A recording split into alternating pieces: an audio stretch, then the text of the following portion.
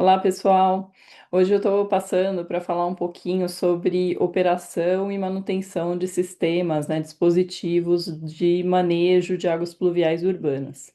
A gente que está atuando aí, né, nessa área e principalmente trabalhando com sistemas aí que adotam soluções baseadas na natureza, infraestrutura verde, é bem comum que a gente receba a seguinte pergunta do cliente, né, da prefeitura, do gestor que está ali, né, contratando uma intervenção, um estudo, e como que a gente faz manutenção e operação desses dispositivos? Mas isso é complicado? Quanto tempo demora para essa infraestrutura, né, precisar de um reparo?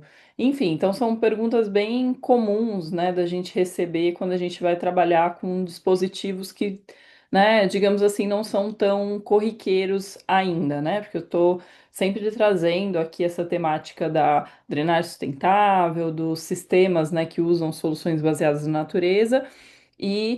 Eu sempre digo que não é mais uma questão de e se, né? Mas será? Não, é sobre quanto tempo a gente, né, precisa para adaptar nossos sistemas para essa nova realidade, que é ter dispositivos que vão fazer outras, né, vão desempenhar outras funções para além da questão de simplesmente drenar as águas, né, que vão infiltrar, que vão reservar, tratar, enfim. Então, os dispositivos, né, as soluções baseadas na natureza são infraestruturas que têm essa capacidade de prover para a gente, né, outros serviços além da drenagem simples, né, como uma galeria de águas pluviais faz.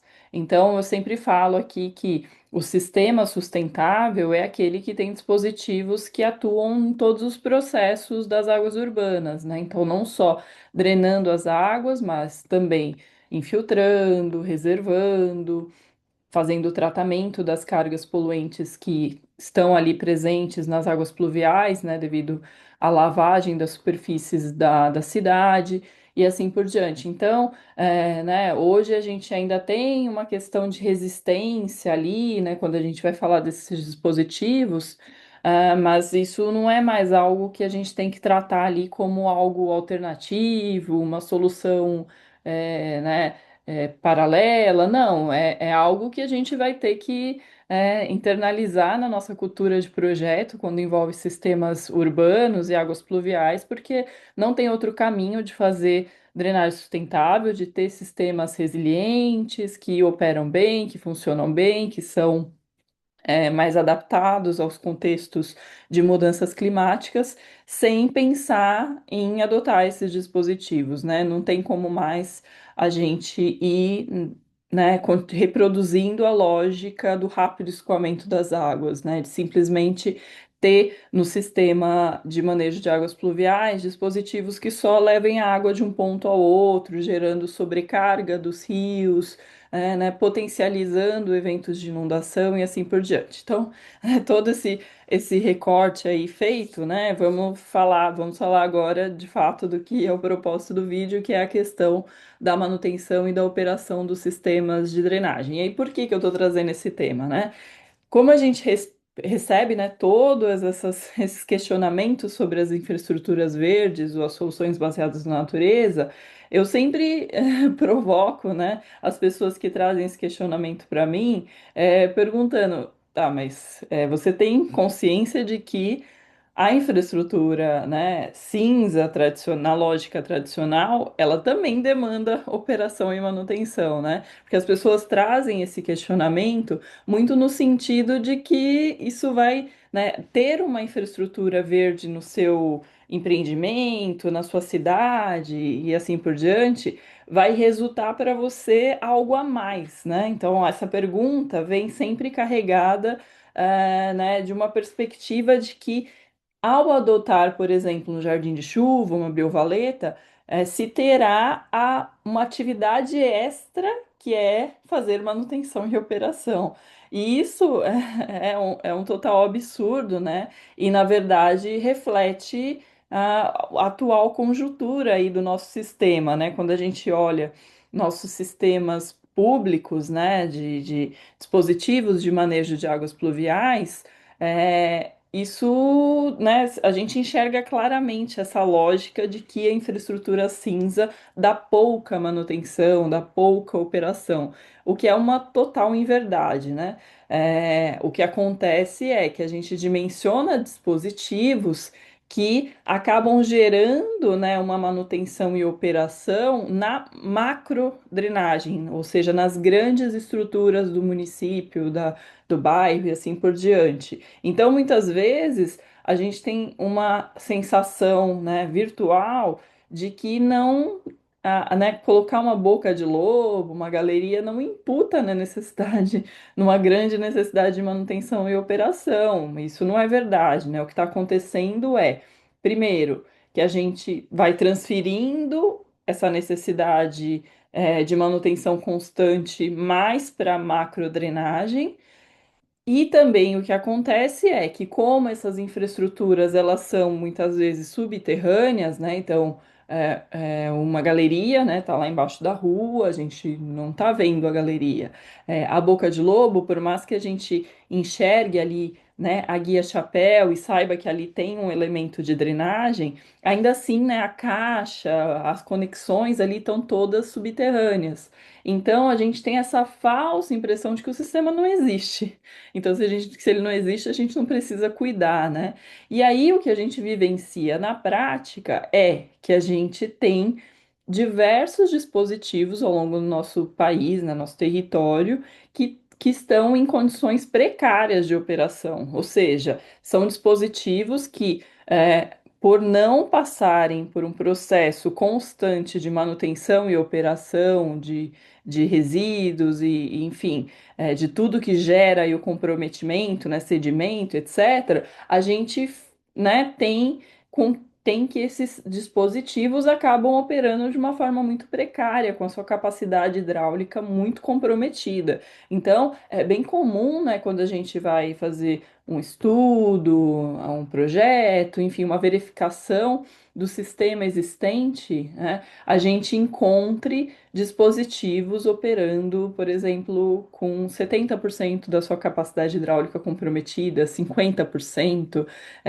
Parece um absurdo, mas isso é comum, não é algo que, nessa cidade acontece isso. Não, é bem comum que a gente, né, ao se deparar aí com um sistema existente no município, que a gente está fazendo um estudo, a gente começa a investigar e observe que aquele, né, sistema ali não está desempenhando sua plena capacidade de transporte de água de chuva, simplesmente porque não tem manutenção, não tem operação desse sistema. E com isso, né, os sedimentos se acumulam no interior dessas galerias, resíduos sólidos se acumulam.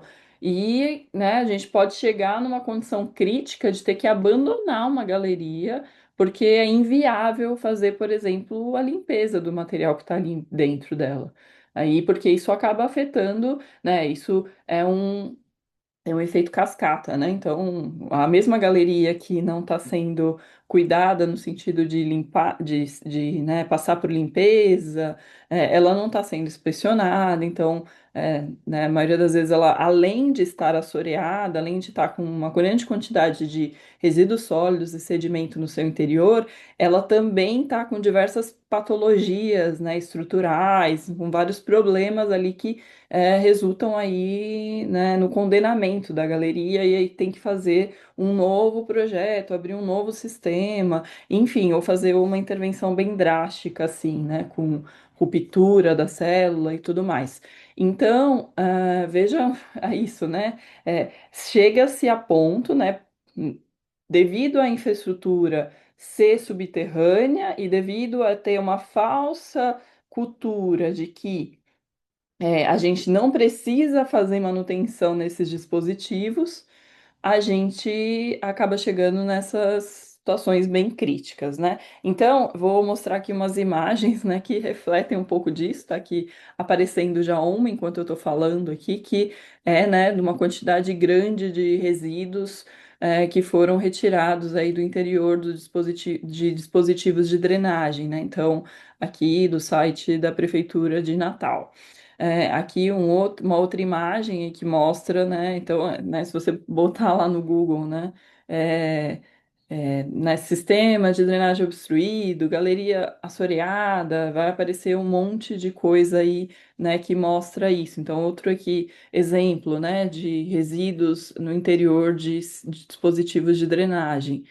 Aí, outro exemplo aqui, né, de um site aqui do Sul, mostrando aqui, né, alguns elementos também, umas células de drenagem aqui com uma grande quantidade de resíduos e etc. Vamos ver outro aqui.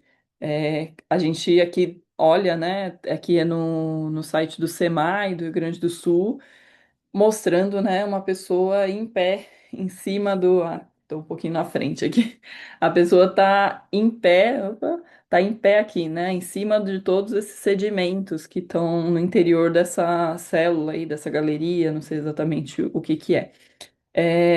Aqui, né, um outro exemplo, uma galeria, né, quer dizer, uma boca de lobo, né, totalmente obstruída, né, com bastante resíduo, né, aqui dá para ver até uma calota de carro. Aí aqui, né, mostrando um outro exemplo, né, de muito resíduo aqui na entrada uma boca de lobo, de uma boca de leão. Aí aqui, né, mostrando aí um serviço de limpeza, né, com bastante material já removido aqui, próximo a essa boca de lobo. Então, né, vejam que isso, né, deixa eu deixar uma aqui de fundo, vou deixar esse aqui de fundo. Vejam que isso é uma realidade bem, assim, comum Brasil afora, né? E aí eu volto agora àquela questão que eu trouxe lá no início da nossa conversa, que é sobre esse grande questionamento, né, que está associado toda vez que a gente vai falar dos dispositivos sustentáveis, né? Então, né, das pessoas terem uma grande preocupação sobre manutenção e limpeza e tudo mais, e aí. Né, vou fazer o parênteses aqui. Eu não estou dizendo que as pessoas não têm que saber como tem que ser feito a limpeza e a manutenção de jardins de chuva, não é sobre isso. É sobre as pessoas terem um ideário de que a manutenção das infraestruturas verdes, das soluções baseadas na natureza, elas são, né, de alguma forma, um agravante na adoção do sistema, assim, de que se eu adotar esse sistema sustentável, eu vou ter uma obrigação maior de manutenção e limpeza e etc., né, como se isso fosse um demérito, né, da infraestrutura. Então, isso daí será que é bacana? Porque eu vou precisar fazer manutenção e operação. E como se a gente não precisasse fazer essa manutenção e essa operação na infraestrutura cinza, né? A gente precisa também. Não só precisa, como muitas vezes, né, a gente tem efeitos catastróficos por não fazer. Então, por exemplo, existem casos históricos de grandes inundações, né, de rios em grandes cidades que só se deu porque houve uma falha na dragagem do rio. Então, como não foi feita adequadamente a dragagem do rio, acumulou-se muito sedimento, lixo no leito do rio, e com isso comprometeu-se a capacidade do rio de transportar águas pluviais, né? Receber as águas pluviais das galerias de água de chuva. Então, vejam, né? A gente tem que fazer manutenção também. Então, à medida que eu deixo a infraestrutura mais aparente, né, que é na prática o que acontece quando a gente adota as infraestruturas verdes, as soluções baseadas na natureza, né, a gente tem isso. A gente sai daquela lógica de só ter infraestruturas subterrâneas e traz um pouco da recepção das águas pluviais também para a superfície da cidade. Então, a gente, né, prioriza deixar a água mais à vista para colher todos os benefícios, né, indiretos que a água traz quando ela está presente na paisagem. Então, à medida que isso acontece, eu vejo mais a água e eu tenho uma preocupação mais instantânea, né, com a operação desses dispositivos. Então, eu não vou funcionando na lógica do emergencial, do não faço, não faço, não faço, aí de repente entope, de repente colapsa, aí eu vou lá, faço uma intervenção emergencial, faço uma limpeza emergencial do meu dispositivo. Então, a lógica da infraestrutura verde, voltada a águas pluviais, das soluções baseadas na natureza, é a lógica do esforço diluído, né? Então, eu vou mantendo sempre a minha estrutura limpa, operando ela bem, para que eu não tenha problemas. Então, isso é uma coisa muito importante. E aí tem algo também que é uma preocupação corriqueira, que é a gente é, saber, né, o quanto que aquela infraestrutura vai aguentar sem comatar, né, que é sem ter lá sua capacidade hidráulica reduzida pelo acúmulo de finos e tal. Então, né, a gente propõe uma infraestrutura no sistema que vai ter um propósito de infiltrar a água. E aí ela pode, em algum momento, perder essa capacidade por conta de, né, processos de comatação aí, de obstrução desses poros, né, da infraestrutura. E aí eu faço também um alerta que é muito importante a gente ter em mente que a infraestrutura verde, ela trabalha junto com a infraestrutura cinza, né? As infraestruturas cinzas, elas têm um grande papel no sistema de drenagem e a gente tem que utilizá-las sempre da melhor forma possível. Então, vamos exemplificar, né, isso. Então, se eu tenho um jardim de chuva numa região que tem muita produção de resíduos sólidos, de sedimento, o ideal é que eu proteja o meu jardim de chuva com uma caixa na entrada que faça né, o gradeamento desse resíduo sólido grosseiro e a decantação desse material, né, desse sedimento que possa vir para o jardim. Porque aí eu protejo minha infraestrutura, eu deixo passar para minha infraestrutura uma água já com esses materiais, né, de alguma forma retidos. E com isso é muito mais fácil a minha operação, porque eu opero uma caixa, eu abro a caixa de tempos em tempos, tiro resíduos sólidos, tiro os sedimentos. E com isso eu não comprometo lá todas as camadas, né, drenantes da minha infraestrutura, né, verde. Então é importante a gente ter em mente também, né, que não é, né, eu gosto de falar sempre isso, não é sobre ser inimigo, as infraestruturas não devem ser inimigas, elas devem trabalhar junto. Então, acho que é isso, espero que essa reflexão tenha sido proveitosa para vocês. Então, curtam o vídeo se foi útil, compartilhe aí com quem possa ter interesse no tema. Tchau, tchau.